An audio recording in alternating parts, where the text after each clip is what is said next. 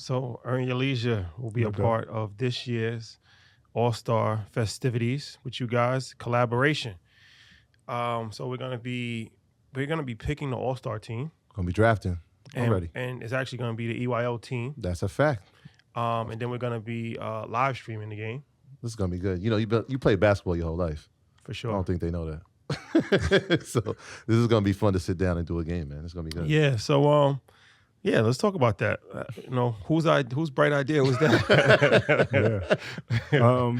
So the idea of the game is, up next, that's, our best, our brightest G League players, and, not all-star, because it's only one all-star game, right? Like, they all want to be in the big all-star game. So that the concept of that is to be able to celebrate our G League players during All-Star Weekend, bring them there. And then, we did that last year. Now it said, our group, how can we, like, make it even, something different, innovative, creative. And the idea there was, okay, let's kind of partner with someone to say, okay, you have your own team, pick the team. So we break the teams up into three teams, 4 teams. Mark was yeah. So we'll break the teams up into 4 teams. One of the teams will be the EYL team. You guys will be able to pick your own team. We're going to, the way the game will go, we'll try to, kind of make it 2K-ish, where it's, faster pace and kind of gamified. You'll be able to stream it on your platform. So distribute it in different ways, and just make it a different, again, like a different experience of a game, and get really creative. And you guys, being willing to be a part of that is obviously huge I'm telling for you. us, and it's going to be, I think, again, empowering and a great opportunity for our guys. General managers. No Yeah, doubt.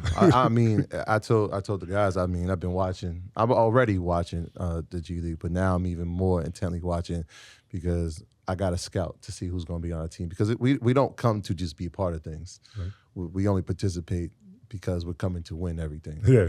So we appreciate the opportunity to come and win. No doubt. Yeah, but I definitely appreciate it for sure. And is this something that you guys want to do more of, as far as untraditional type marketing? We're in a different world now, right, where people are consuming content different.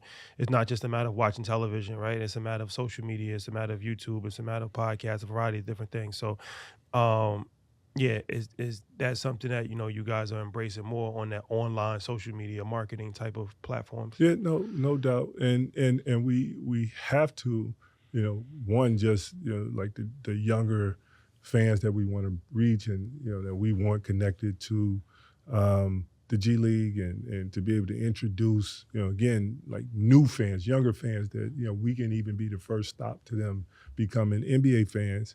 And then that's just, again, as a league, like when I talk about testing rules and introducing new concepts to the game, that's like League of Innovation. That's what we want to be known as. So I think this is even a further step in that direction.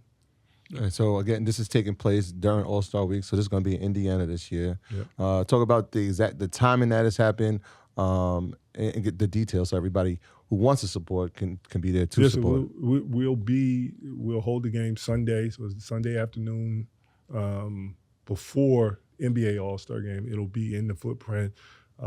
It's what we call crossover. So like in the footprint of the NBA activations going on. So if you're at NBA All-Star, like the NBA All-Star Game tickets are really, really hard to get. Mm-hmm. And a lot of people can't get those tickets. You can get a ticket to the Up Next game. So come to the Up Next game and cheer for the future stars of the NBA. So how would they get a ticket?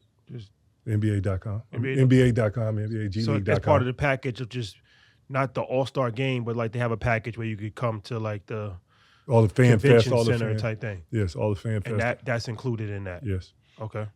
And this is exciting. Definitely looking forward to it for sure. Before we leave, any other initiatives that you guys are working on, or what's your vision for making this league as big as possible? Well, obviously, like I said, I think that for a long time our goal was having 30 G League teams to NBA teams, so we're really close to that. And then continue to create platforms and opportunities for our guys to grow on the court and off the court. So we talked about Ignite, but for all of our players, we offer them a continuing education program. We offer them job shadow programs. We offer entrepreneur programs where they continue to learn. So just continue to put the league in a place, put our players in a place where they can continue to grow and learn. How do you feel about the state of basketball right now? A lot of people, the Europeans, they're taking over. It's an international game, and even how the game is played is more of a European style, the Euro step, right? And people are playing the game more different. Steph has changed the game as far as shooting threes. Now everybody shoots threes. At 12 years old, people come down from half court, shoot threes. You're a big man, but the big man is not really relevant in today's game anymore. 7-footers, Wembanyama 7'4", and he's a guard pretty much. So the game has changed a lot since the 90s and early 2000s and the golden age of the NBA, how people like to say. But I think it's in a good space. What are your thoughts as far as somebody that's actually played the game and you've seen different stages of the game, where we are now? How you feel about it? I think the game is great, and I mean I even say that like with a critical eye. I'm not saying like I like every, I would like a couple of more post touches, but I think the game is great. I think the game is a global game. I think the idea that it has to be, how many Europeans or international players to, taking over the game. I just think like good players, find their way to the best league in the world. And like the NBA is the best league in the world. I think styles, that evolves. Like, I think right now it's a style of, kind of 5-man out and, pace and, shooting a lot of perimeter shots. So that's the style that teams are seeing success with now. I think that'll evolve. I don't know if we'll ever go back to, when I had to come play the Knicks in the Garden and it was like Oakley and Mason and Charles Smith. I don't know if we're going to ever go back to that, but Draymond has his way. But I think your game would have translated. I think so. Like knowing your game, I think so. I feel like, there's a Tim Duncan, but your game wasn't really Tim Duncan. You were almost like a face-up four in a sense where if you had to step back, I feel like Brook Lopez was a post-up man that now shoots more threes than anybody outside of Dame. Well, you now. work on those, like you like evolve.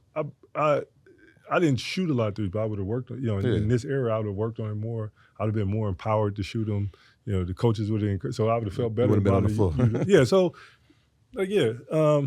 but I think like all of that comes in kind of waves, and I think we'll see, at some point based on like the talent and the type of players you see, you're gonna see a different way the game is played. I think there's another evolution that's happening, and maybe most people aren't aware of, is players that are now in the exec position. When we talk about, we just sat down with Andre Iguodala, now at the NBA PA.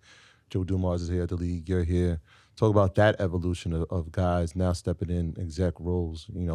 Adam Silver probably, he won't be running the NBA forever, right? So now we got guys in training that a league that's dominated by people looking like us can now be run by people that look like us. I mean, I'll go even beyond that. I think that's a nice thing where you see. I came up where there was a Joe Dumars running the team and a Billy Knight running the team and Stu Jackson. Mm-hmm. So like we've seen that. Mm-hmm. Like what we see now with guys, I think that's really exciting is like they're like business prowess. Like a LeBron, the things that he's done, off the court. Like he's arguably best player ever, right? Arguably. Thank you for saying that. I say that to respect, you don't think he's the best player ever? I always, like we didn't really get to see Oscar. We didn't really get to see, I saw Kareem, but we didn't really get to see Kareem. So I always think of it like I don't want to. No, we saw Kareem. My father, he taught me that. He's like, the four fathers of the game. Yeah, so I don't. When he came into this league, there was a man dominating him. He wants to be respectful of the people who think that man. Yeah, so that's all. I mean, but the things that they're doing, what Magic has done in ownership, Michael Jordan has done in ownership, that we hadn't witnessed that before. And I think seeing that, in addition to, you have Andre leading the players union now, and guys, doing things in different executive role. I think the combination of those two is really powerful.